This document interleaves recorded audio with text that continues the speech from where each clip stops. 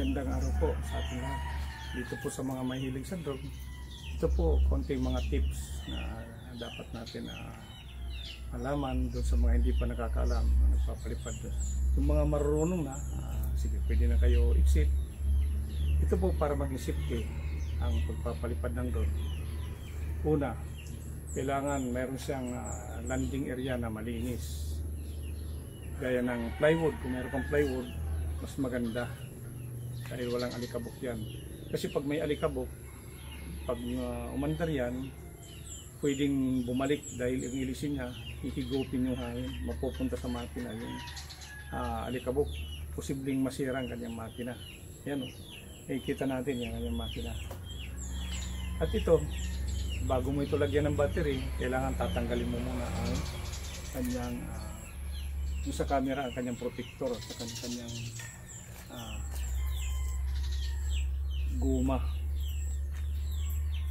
Ito po, protection niya po yan para hindi gumagalaw-galaw ang kanyang kaya lang bago mo lagyan ng battery, alisin mo muna yan.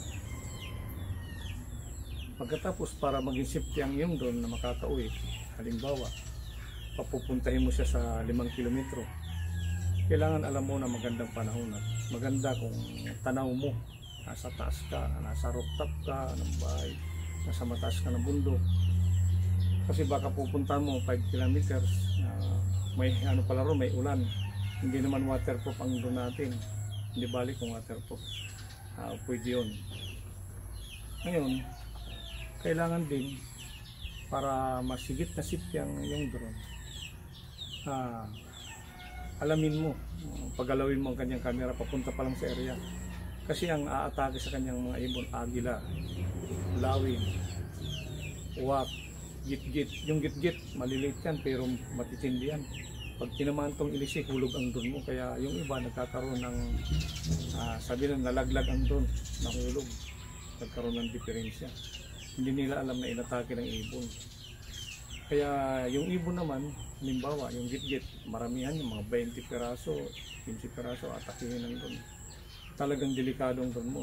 Kaya pag nakita mo may git-git na, sport mode ka na, bilisan mo ng pag-uwi. Pag landing naman, kung nasa bundok ka, halimbawa, wala kang landing area. Kasi kailangan ito malinis para hindi tumama yung ilisin niya, makinis yung lalandingan mo. Ngayon, ang gawin mo, pwede mo naman itong hawakan kung alam mo, pero hindi mo ito basta mahawakan kung makikita ang iyong kamay ng sensor. Halimbawa, natapat siya sa sensor, tataas yan. Ngayon, dito mo yan kukunin sa banda rito. Dito naman sa taas yan, pwede dyan, pero delikado, baka tamaan yung kamay mo. Pero wag, mas safety kung dito mo kukunin ito. Yan.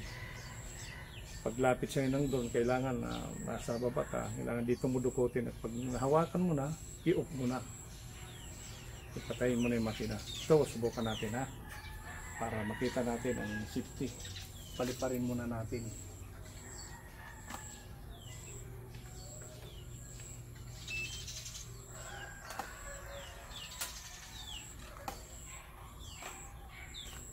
Yan.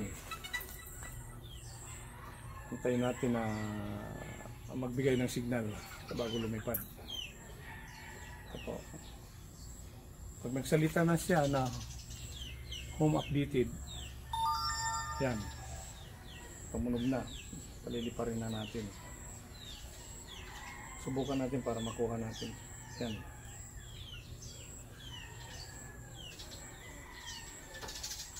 Yan, pwede rito sa automatic, paliparin natin. Ayan, lilipad agad yan. Pag nag-pull yan, lilipad agad yan. Ayan, pwede siyang sumabit sa mga puno, delikado. Sumabit sa mga puno. Yan, ito, hindi natin gagalawin yung joystick ha. Kung gusto mong makuha ang drone, kahit nasa bundok ka, kahit walang landing area, para safe, kailangan ang kamay mo hindi nakikita. Kasi pag nakita yan, tingnan mo ha, pag nakita ang kamay mo, nakukunin mo sa tataas yan. So, gagalaw ang drone yan, baba natin ng konti ha. Kaya kung gusto. Para makuha mo siya, huwag mo siyang iharap sa'yo. Kailangan nakatalikod para safe mo siyang makuha. Ayan, nagsalitang home point updated. Kaya pwede ka nang lumayo, pwede ka nang doon sa 5 kilometer. Babalik ang drone sa iyo pag pinauwi mo siya. Yan, para mahawakan mo siya, ayan ha, kailangan pag nahawakan mo siya, yan, hindi yan tataas siya. Dito mo na titingnan, tataas ito. Oh, hindi mo siya makukuha.